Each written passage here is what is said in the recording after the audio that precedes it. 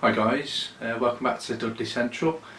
It's been a while since I've done a video, just through various reasons. I've just been too busy really to edit a video altogether, but I have been doing some work on the layout which I want to show you. A lot of what I'm going to show you I've been working on the last couple of weeks, and I have started to video some of it so I can have some build videos to show you. Just show you some of the techniques I've used to get the effects I have. The layout's come on quite well since my last layout. You can see it's now starting to take shape, and overall I'm quite happy with the kind of plan that I'm going with. I hope you like what you see. Comments are always welcome. So as you might remember, I went for a minories type layout.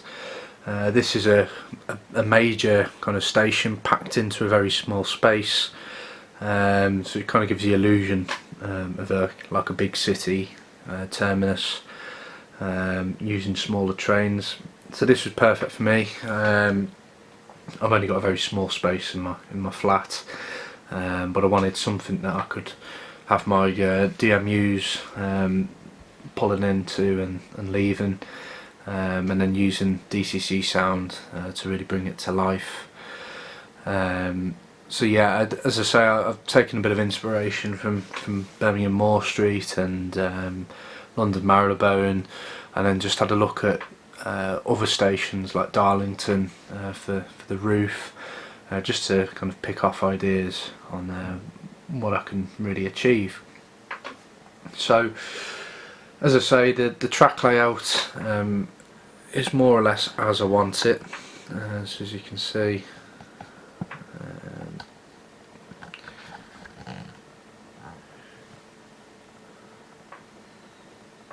and there we go, and over into the distance there, there will be an overbridge leading to a fiddle yard, which I could have if I ever take this layout to exhibition. But for now I'm focusing the scenic section here.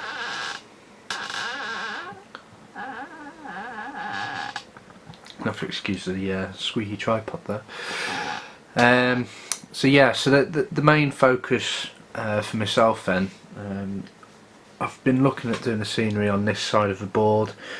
So what I've done is I've created the station building, which is the Metcalfe building. I really enjoyed that build actually. It was a really good kit.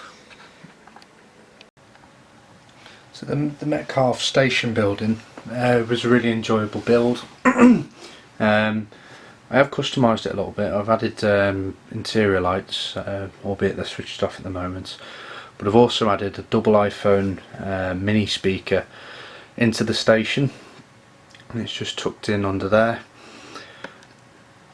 And what I've got is I've wired a Bluetooth module onto it, so it means I can play anything that's on my phone at the time.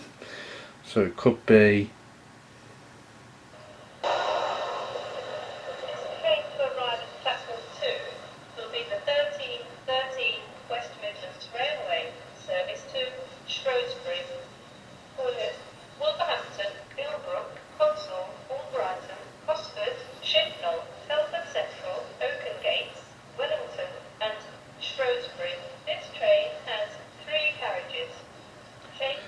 so you've got the station announcements. So that was just a little recording off from Samwell and Dudley.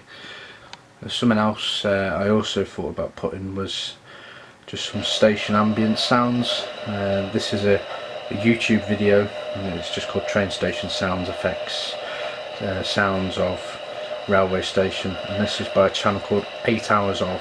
I'll drop that into the video below, but it just shows you could have this running, and it just gives you a nice little sound. It'd be quite good to have this sound with custom made announcements over the top. It could be quite effective. As you can see, if I was to start up the 60s DCC sound,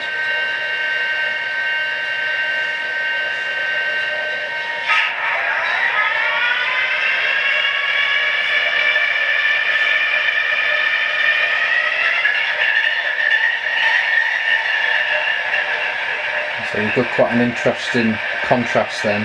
And then it's, if you move the 60 away,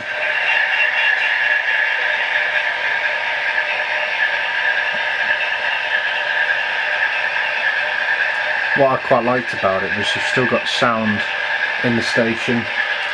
Once the DCC sound train has left the building.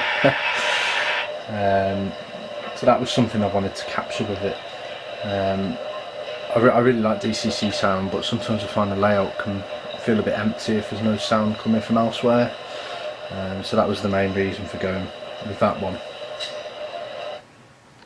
So the next striking part of the layout will be the overall roof. And this is a Keebury kit, and it's Keebury 39568. This is because it's a European brand, it's scaled HO, but actually for me it seems to be the right size. I like the Pico one, but I find a lot of people use it, so I wanted something that looked a little bit different, and I had this one from my German layout, which I no longer have anymore, and I fancied, instead of shedding out more money for another roof, I thought I could just reuse this, and it'll look good. Obviously at the moment it's on temporary supports here.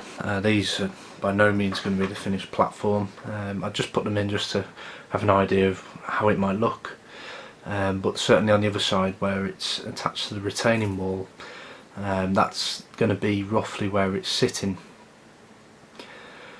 So really for that I'll be looking at adding lights and adding a bit of weathering to the top, and adding the kind of front section to it as well.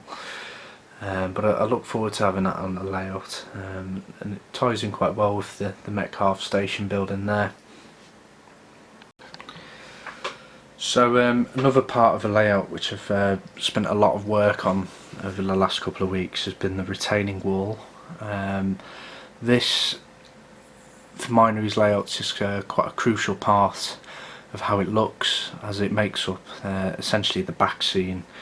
I will, I think, add like a board that's removable behind, with sky sort of appearance to it above, but for the most part this is how the layout will look.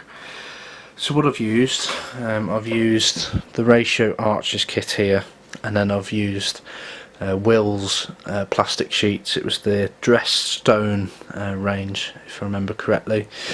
This seemed to tie in with this the closest from what I could find, and I've just really enjoyed it. I've really enjoyed the build. I've tried new techniques with this one.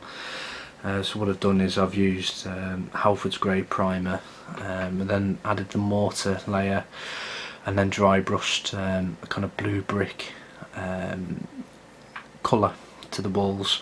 This seemed to match the kind of retaining walls that exist at the Dudley station in real life, so I kind of wanted to reflect that. All the signage I've used is from Sankey Scenics. I've used these quite a few times. I'm always thoroughly impressed with what they do. So what I've done is I've oh, you can't see it now. I've added station boards here, and I've added them every 4 or so arches. But as you move closer into the station, I've also added timetables and information boards. My feeling is that, you know, as you come further out from the main station building, the signage is going to get less and less. I think some people can overdo it on signage, so I wanted to go for something quite minimal as we come away, but I'm quite happy with that. I think for the time being I'm going to leave it as it is. Certainly as I develop the second part of the layout, which is the other side of a road bridge, I'll be adding graffiti and other effects, possibly showing nature, trying to reclaim part of the wall, but for me at the station end I think I'm going to try and keep it quite clean, just because, you know, you'd imagine the station staff try and keep it in fairly good condition. So as I said near the start of the video, the track work is pretty much set as it is at this end of the layout. It turns out that I've only need the 1-point motor on this board, which I'm quite happy about, to be honest, as this will be the board that I'll be spending the most time with for now. And as we come to the other side, we can kind of see how that's taking shape. I've got a bit of a head shunt here, and then a loco stabling point there, but there's going to be quite a bit of wiring and adding point motors to this section. I'll be honest, it's not a section I'm looking forward to doing, but I'm sure when I get there and the motors are in, I will appreciate it. And then, as I said, that this will be the road bridge where the layout folds in half, so I'm going to have to design something which can come off and go back into place quite easily, but still look realistic. So that's where we are at the moment. As I say, I've got some build videos coming up. I've filmed the retaining wall build quite thoroughly, so I'll be doing some step-by-steps with that, and also the station we've had in the speaker, with how I've kind of mounted it in the station. So hopefully the next time I do an update video, I should have some platforms to show you. I'm looking forward to doing those, because then it will start to look more like a railway rather than a train set. So I hope you like what you see. I look forward to hearing your comments. I'll do a couple of running shots just to leave it there, and look forward to speaking again soon. Take care. Bye now.